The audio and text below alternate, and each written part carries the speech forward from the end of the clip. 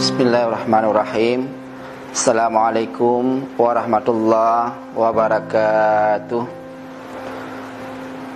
Saya Bupati Aceh Besar, mewakili pemerintah Kabupaten Aceh Besar, menghimbau kepada seluruh masyarakat untuk menghentikan segala aktivitas menjelang berkumandangnya azan.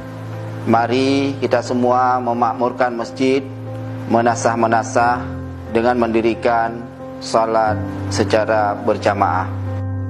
Kepada seluruh jajaran pegawai negeri di lingkungan pemerintah di Kabupaten Aceh Besar, harus melaksanakan salat 5 waktu secara berjamaah di masjid dan di musala dalam lingkungan kantor jika tersedia, atau di masjid